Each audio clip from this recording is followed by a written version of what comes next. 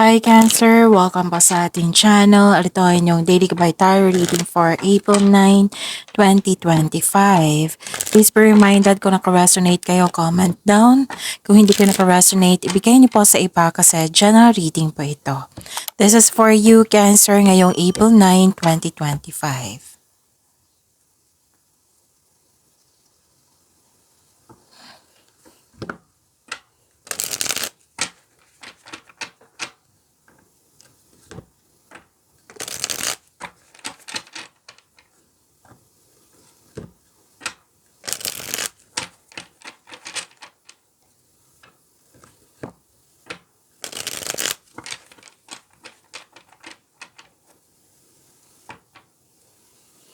Para po ito sa inyo Cancer ngayong April 9, 2025.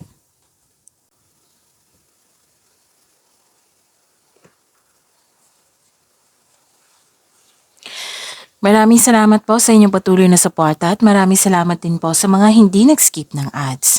Gamitin ang reading na ito bilang gabay lamang sa mga hindi pa nag-subscribe. Subscribe na po kayo at click bell notification para malaman nyo na may bago tayong video. Para sa mga gusto magpa-reading po, may lumabas dyan sa screen nyo ngayon. Panoorin nyo po at sundin ang instruction.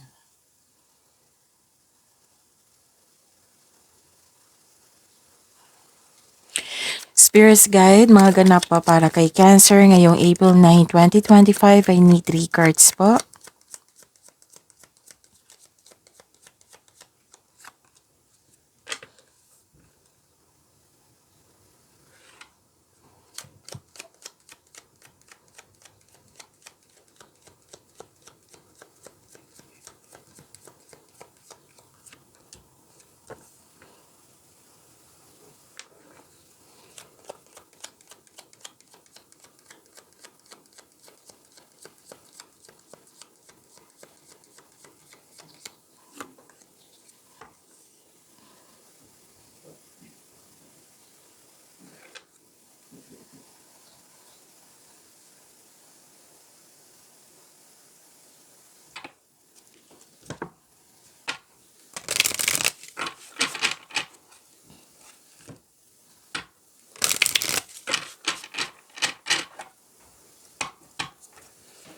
Spirits Guide, mga mensahe po para kay Cancer ngayong April 9, 2025. I need 2 cards po.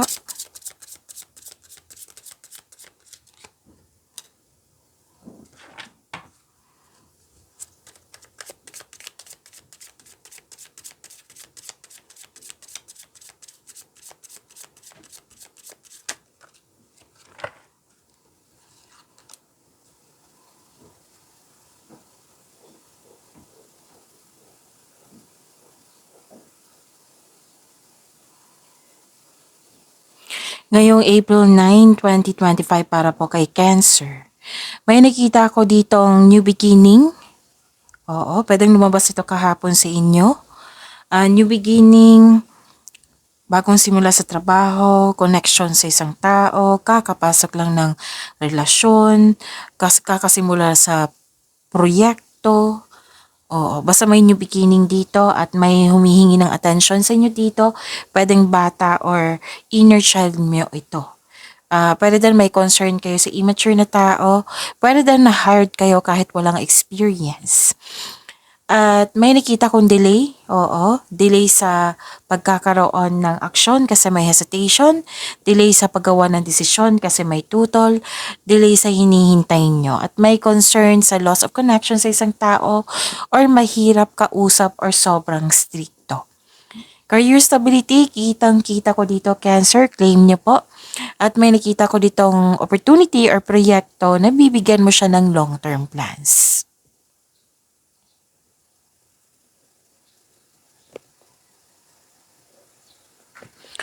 Message for you, Cancer, mindfulness, stay present and aware in the moment. And joyful living, choose to live joyfully every day.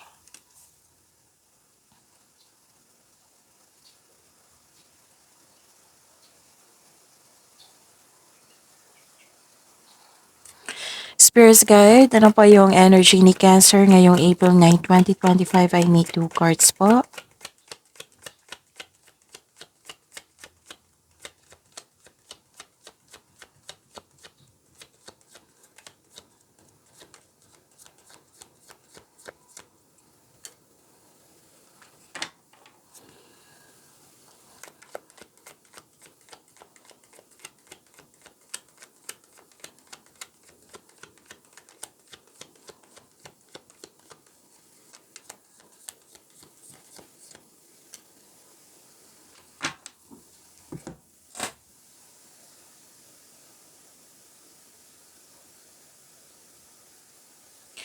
Kung may narinig kayo or may nakita kayong repeating message, like for example, nanood kayo ng April 8 and April 9 sabay-sabay ngayong araw na ito. Tapos na may napansin kayong repeating message. So, meaning to say, pinupush ng cards niyo yan kasi ang ilan sa inyo hindi binigyan ng atensyon na kung maaari din po, bigyan niyo po ng solusyon at aksyon. Remember, Cancer, at the end of the day, alam mo na ikaw lang taong may kakayahan at responsable na gumawa ng sarili mong katotohanan at kinabukasan. So, ano yung energy ni Cancer?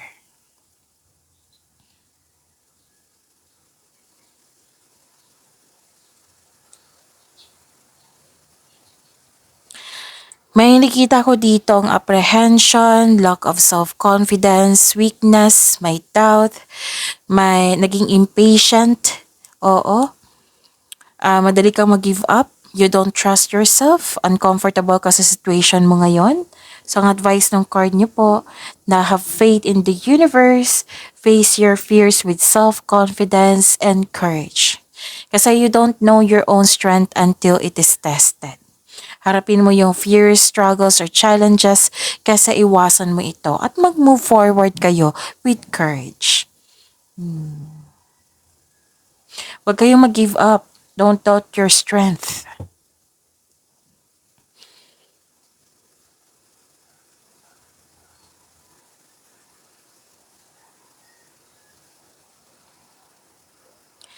Okay, ang ganda nito kasi you're building stability, conserving resources din.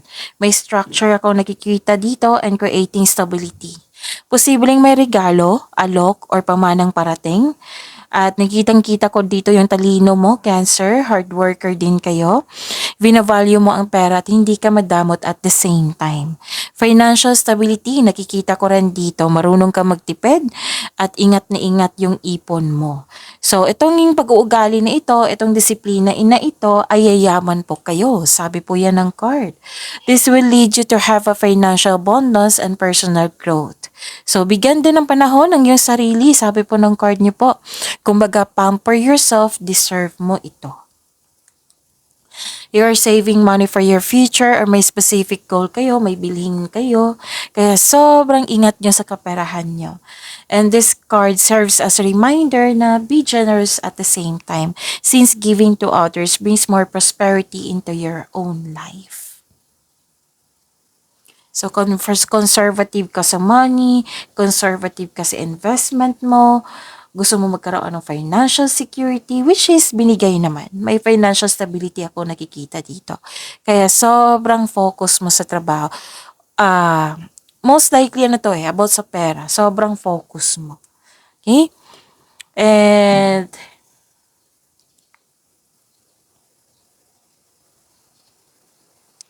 okay. So, sense of stability nakikita ko rin dito. Yung paghahanda. Like, for example, na single ka. Example lang po ito ha, single ka. Nag-prepare ka. Like, bibili ka muna ng bahay at lupa bago pumasok sa isang relasyon. Oo, para maging madali na lang. Oo, so that is sense of stability. Marami pang example dyan. Basta nakikita ko dito na ingat mo yung kaperahan mo. Nagbigay ka ng halaga, nagkaroon ng disiplina, at dahil sa pag-uugali na ito, yun, nakikita ko yung stability and growth. So, claim nyo po, Cancer.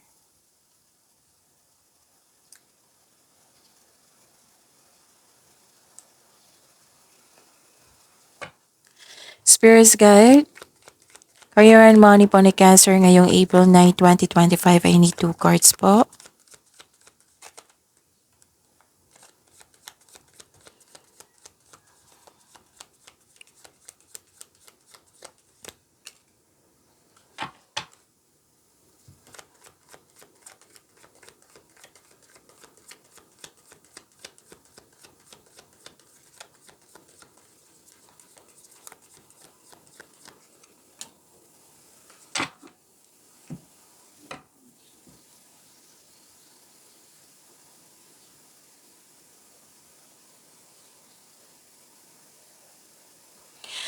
Sa career and money niyo po, may nakita ko ditong may challenge sa grupo ng tao. Feeling mo, kinokontrol ka ng mga taong ito para hindi masunod yung plano mo sa buhay, lalo na sa inyong career and money. May nakita rin akong conflict over property, may takot ka rin mag-level up, ayaw mong lumabas sa comfort zone mo. May nakita ko ditong tutol. Oo, tutol. Pwedeng sa plano, tutol sa ideas, desisyon. Mhm. And may ilan din dito nag-take advantage sa inyong kabaitan. Tapos mag-ingat po daw kayo sa taong mapaninlang at pagnanakaw kasi may nakita kong loss dito. So, pwedeng loss of things ito, loss of opportunity, or loss of connection sa isang tao. Kung, like for example, kasi career and money to eh. So, monitor your money. Okay? Monitor your money para siguradong sigurado. I-monitor mo yung pasok ng money at labas ng kaperahan nyo. Okay? So, yun.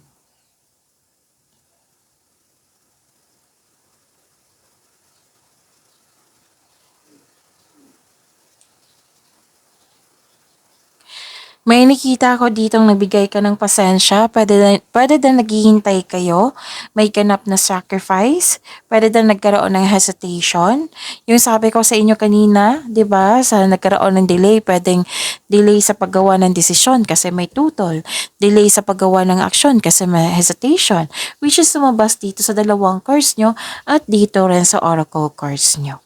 So, nag-clarify siya. So, pay attention kasi that is a repeating message. Sabi ko naman sa inyo before ako nag-reading sa inyo tarot cards na kung may repeating message, bigyan ng atensyon, solusyon at aksyon kung maaari po.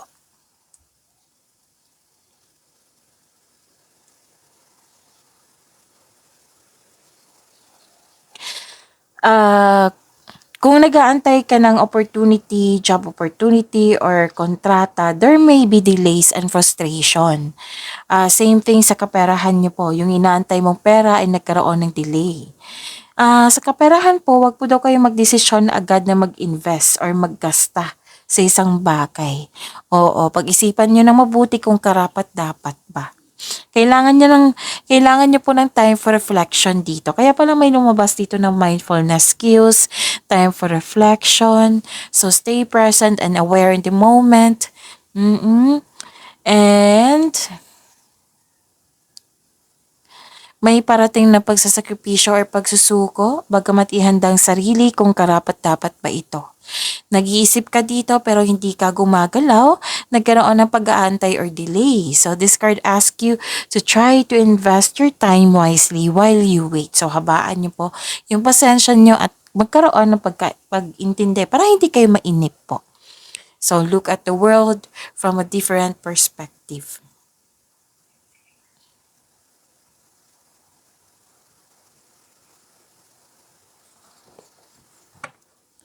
Spirits Guide, Love Life, Self-Love, Partnership, and Romance ni Cancer ngayong April 9, 2025. I need 2 cards po.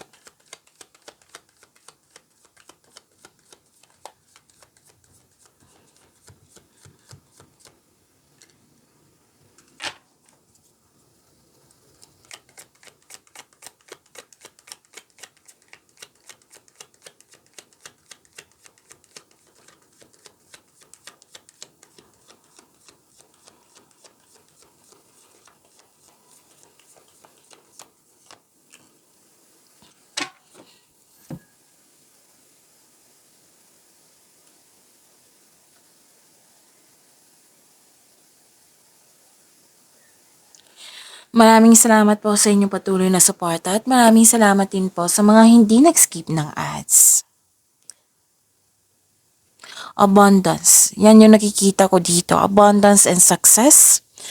And this card means may pagbubungang mabuti ang parating, pwedeng sa bagay ito or pagbubuntis. And this is also means fertility po. So kung ayaw nyo mabuntis, then use protection. Alam nyo na yan kung ano po iyan. So this is also means abundance and success ha. So claim nyo po.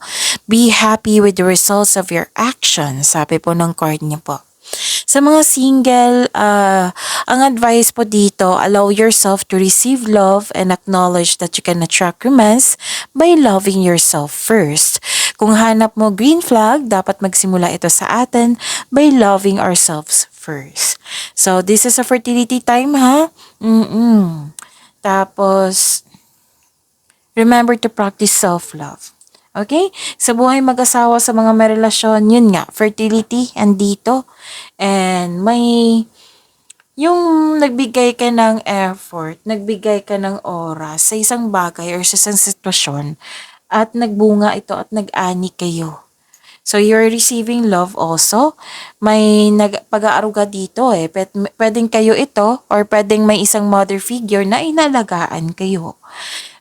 Marami na kayong napagdaanan sa nakaraan and you're taking care of yourself. May beauty application akong nakikita dito. Let's say, nagpunta kayo sa salon ngayon. O, pwede.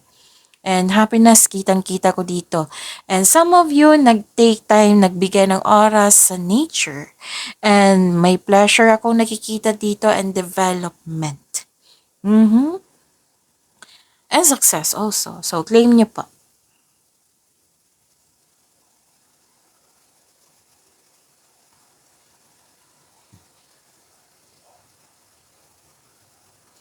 Okay, may hesitation na naman akong nakikita dito sa tatlong card. No, apat na card na po nagsabi dito na may hesitation. Di ba? Yung sabi ko sa inyo na nagkaroon ng hesitation, kaya nagkaroon ng delay. Nagkaroon ng hesitation to take an action. May concern kayo sa matigas ang ulo, mahirap kausap, or sobrang obsessive, or sobrang stricto. Nang dahil sa mga nangyari, nawalan kayo ng gana. Pwede din nawalan kayo ng gana nang dahil sa delay. So, another card, di ba? So, pinupush ng cards niyo yan. Kailangan nyo bigyan ng atensyon, solusyon, at aksyon. Nagkaroon ng hesitation to take in action, nagkaroon ng disconnection sa isang tao.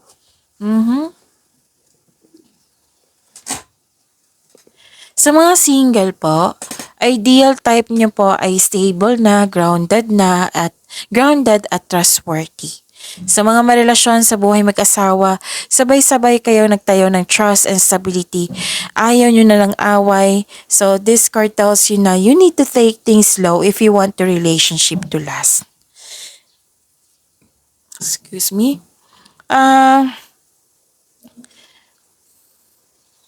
Okay, may nakita ko ditong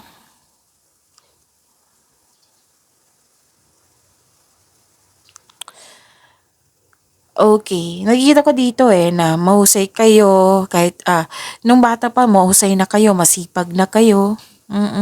Pwedeng naalala niyo po ito. Oo. At kung ano man yung mga balak mong gawin, magkaroon kayo ng konkretong plano. Oo. Tapos, para magtagumpay ito. Yan yung sabi po ng card.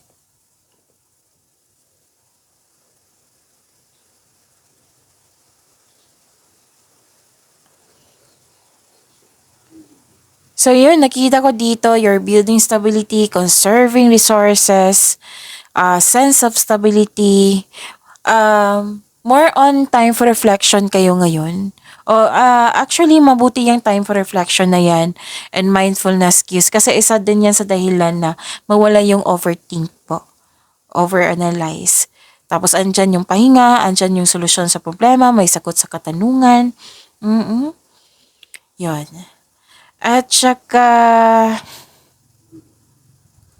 hindi lang to pag-level up sa relasyon, kundi magkaroon ng personal growth. Yan yung gusto nyo. Kaya nga ang sinabi ng card nyo dito kailangan nyo siguraduhin na magkaroon ng konkretong plano para tuloy-tuloy at masiguradong potential may potential talaga. So, focus ay kailangan dito at konkretong plano.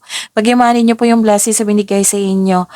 Cancer, see you tomorrow. Please like, subscribe, and click bell button for notification para updated po kayo sa daily tarot reading natin. Maraming salamat po.